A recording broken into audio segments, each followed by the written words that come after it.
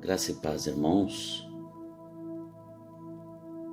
Hoje, nossa reflexão trata de um momento importante da vida de José. José leva toda a sua família para o Egito por causa da fome que ocorreu na região.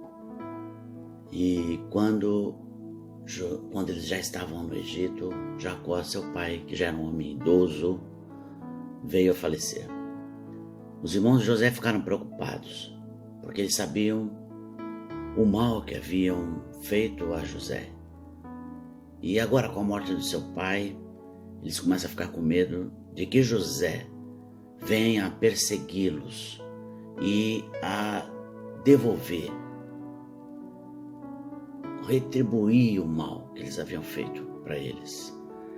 E então eles resolvem se prostrar diante de José, pedir perdão e rogar e se colocar também como escravo de José.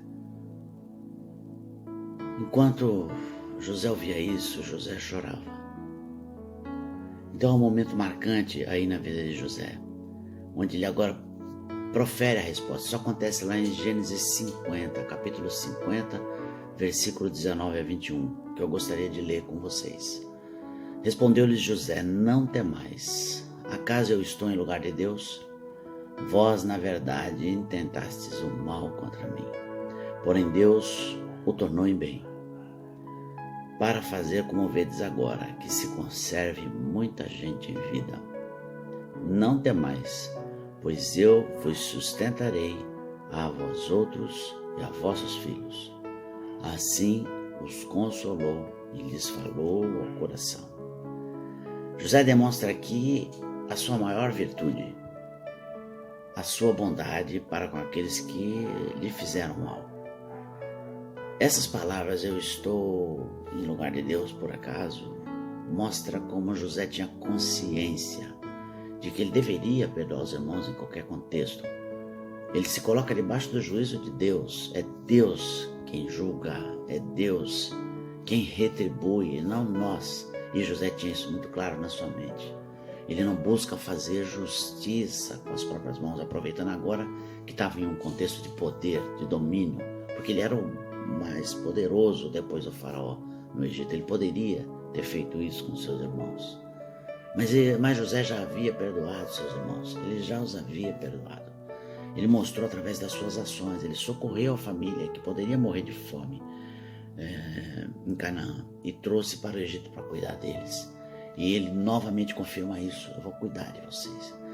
Quando nós não perdoamos, nos colocamos no lugar de Deus. A gente já tira isso no texto. A gente precisa tomar cuidado, nós precisamos perdoar as pessoas. Quando não perdoamos, nos colocamos acima dos outros. Todos somos iguais, todos somos pecadores. Todos erramos e temos potencial de pecar contra o nosso irmão. Por outro lado, quando perdoamos, nos colocamos no lugar do outro. E quando perdoamos, reconhecemos que poderíamos ter cometido o mesmo erro. Poderia ter sido eu. Podemos lembrar até do mal cometido contra nós no passado, mas temos agora a liberdade ampla de viver o presente, sem reservas, sem dívidas e sem devedores. Perdão é a palavra de ordem no reino de Deus, desde tempos imemoriais, que Jesus morreu por nós na eternidade passada. Com isso, José reconhece na prática que Deus é bom. Eles me fizeram mal, mas Deus vai mudar isso. Apesar do mal que eles fizeram, Deus tornou em bem. E José dá de cara o endereço, a graça de Deus, a bondade de Deus para comigo. A graça de Deus transformou a vida de José. Ela transformou a minha, transformou a sua. E isso amplia a nossa visão. José conseguiu ver além.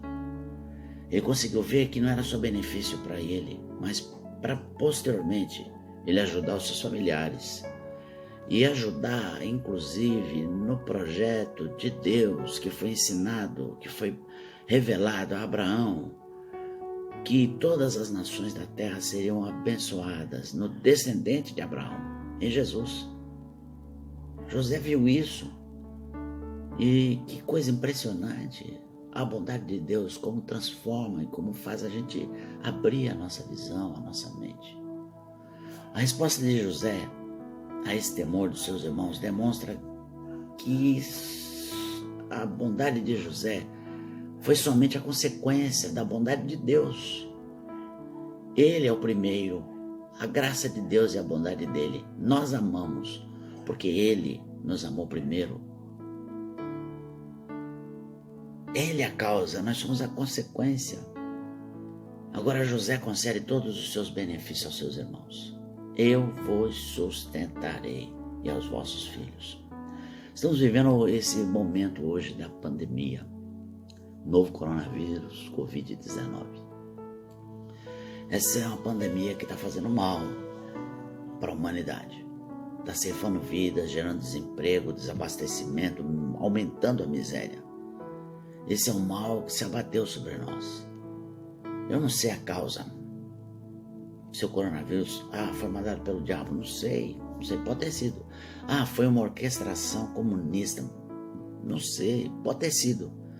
No caso de José, foram seus irmãos que geraram mal para ele, seus irmãos, e Deus reverteu. Então não importa qual é a causa, qual é a origem, porque no momento certo, assim como com José, Deus vai virar esse jogo. Eu gostaria de concluir com os irmãos. O que você pode fazer diante dessa situação? Eu gostaria de dar 3 sugestões. Primeiro, você deve seguir confiando em Deus, depositando a sua confiança na graça de Deus, crendo no seu caráter. Ele é bom, independentemente da situação catastrófica que ocorrer. Creia no caráter dele.